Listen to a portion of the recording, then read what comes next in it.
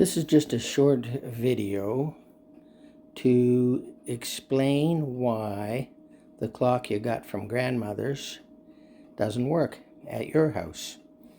It might have worked at her house, but it doesn't work anymore at your house. Or maybe it never worked and you'd like to get it working. There's 3 reasons why it might not be working. Let's delve into those. So, why is your clock not working? So it's probably just one of 3 things that the clock is not working. Number 1, it's out of beat, which is we'll talk about in a little bit. And number 2, a little more serious, is that the power stored in the mainspring is not able to release up through the escapement mechanism to release the power in the form of kinetic energy on the pendulum. So, and number 3 is something in the clock is broken, usually a mainspring. And you can tell when the mainspring is broken because you keep turning the key on the arbor and it just keeps spinning and nothing seems to click or happen. Or it could be another broken part on the clock as well, besides the mainspring. But usually it's a mainspring because when the clock stops working, people wind it up and then they wind it so tight that they force it and it breaks the mainspring. There is no such thing as a clock being overwound or wound too tight is the saying. There's no such thing with that with watches or clocks. All that happens is you wind the clock to the fullest and it will not go, so you assume it's wound too tight. But all it is that the power stored in the mainspring cannot be released through the escapement mechanism for reasons we'll discuss. And it's sort of like if you fill your car up with too much fuel, it won't stop working because it's over full. So it's sort of the same thing.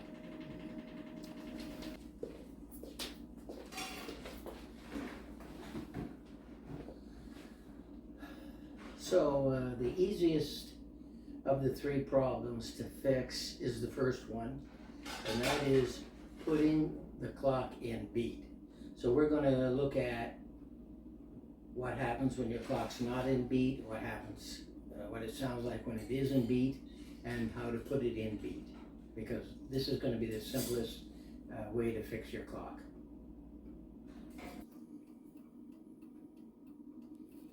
Okay, so this is a clock. There's something wrong with my lighting. Anyway, there we go. This is a clock that is in perfect beat. So it's running, it's ticking, it's doing what it's supposed to do, and it has a nice even beat. You can't hear that probably, so what I'm going to do is I'm going to hook up my Time Trax clock timing machine, model 185, and this will tell me not only how many beats per hour and all that stuff, whether it's in perfect beat, but there's a selection on here that allows me to amplify the beat. And all I have to do is somehow get this hooked onto. I wonder if we just hook it on here where we will hear it. I'm going to amplify it so you can hear what a perfectly sound beat is.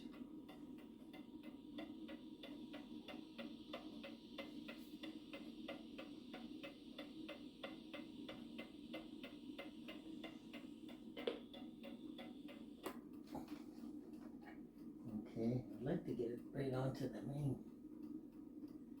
I'd like to get it right onto the movement if I can. There we go, that's better. Okay, so that is the clock perfectly in beat.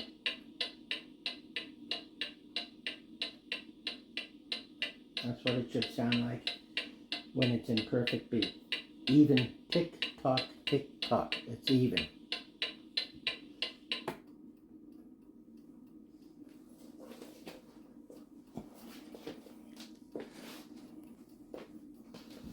Okay, let's listen to this clock.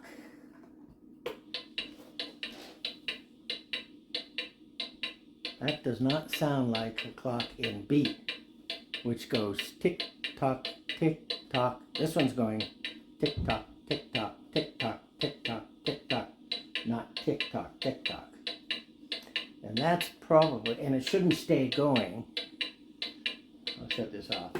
It shouldn't stay running. This particular clock just likes to run.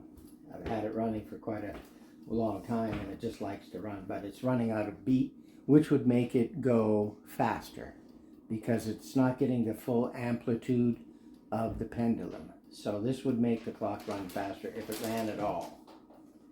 Okay, so what can you do when your clock is out of beat like this? Well, you can put some nickels under one side or the other to even it up. Let's try lifting it up. Oops. And lift it up until you can hear the proper beat.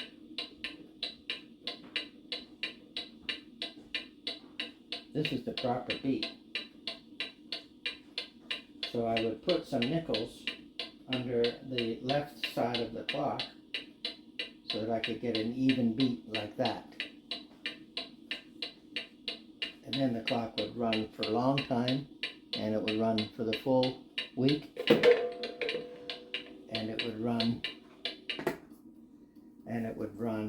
on time. Wouldn't run fast, wouldn't run slow. So that's what you have to do to get your clock in beat.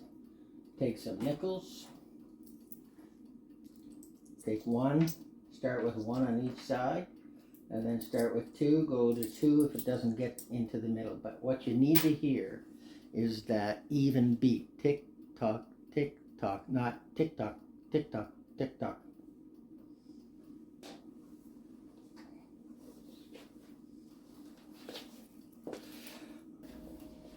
So in this video, I showed you one way how to put a clock in beat, but there is another way. It's a little more scientific, and that is to adjust the crutch in the clock to one way or the other to put the clock in beat, rather than putting nickels on the side of the clock, which makes the clock look sort of ugly when it's crooked. So you want the clock to look nice and level like it does here, and have it tick away. So you can adjust the crutch one way or the other, and that will have the same effect.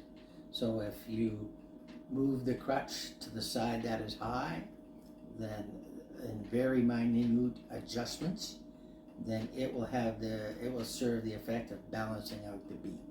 And you have to get good at it, and you have to also get good at listening for the sound of a perfect beat, which I just showed you, and you could hear what the sound was like. It's a very even tick tock, not a tock tick, tock tick, tock tick. So adjusting the crutch is another way, and I'm going to give you some information on how to set the beat and where to go online so that you can find out the proper way to do it.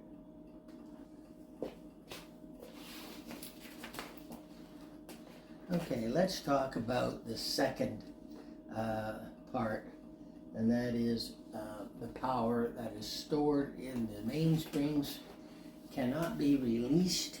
This is the clock here, although you probably can't see it. The power stored in the mainsprings cannot be released through to the escapement for some reason. And that reason is dried up oil. So it could also be worn pivots, but most likely the oil from previous oilings and dust has gotten into the pivot holes of the clock and has made the various gears slow down to the point where they stop turning. And the power stored in the mainspring has to go through several wheels before it gets to the escape wheel, where the pallet allows the power to escape 1 second at a time. So the clock movement is all gummed up or has widened holes in the pivots from wear, and it has to be, in this case, completely disassembled and placed in a ultrasonic cleaner to clean all of the parts, then reassembled and oiled, and then if any bushings need to be put in the pivots, those bushings need to be put in where there's too much wear for the gears, and that's how you solve that problem. It's very expensive to get that done. It probably starts at around $400 and up because of the time involved in taking and disassembling the clock and putting in, taking the mainsprings out of their barrels and cleaning those as well, and greasing them, stretching them out and greasing them and cleaning them and greasing them, and then putting them back in the barrels and then putting everything back together. So there's a lot of work involved in that process, several hours of work. So that's number 2.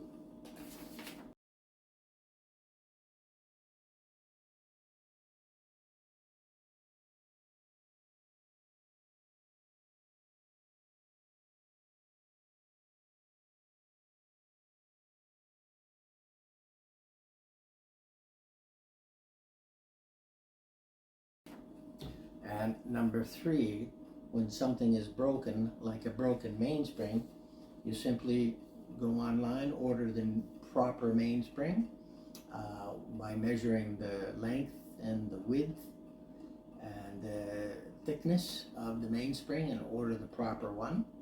And then again, disassembling the clock completely and reinstalling the mainspring into the barrel that you need, and putting the clock back together, assembling it and oiling it, and that's the work that's done. So you'll notice, in order to replace a broken part, you still have to take the plates apart, you have to take the clock apart. So while you're doing that, you might as well just clean and oil the clock as well. So it's like servicing your car. So those are the 3 reasons why the clock you have isn't working. So if it isn't working, try number 1 first, setting it in beat, because that's the easiest.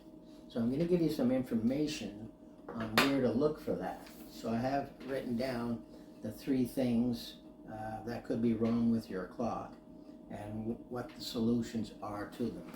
So I'm hoping that you'll be able to see these nice and clear, and you'll be able to reference that and go to, for beat setting, go to beat setting 101 and Google that, and you'll see the NAWCC, and you'll be able to go there and find that information.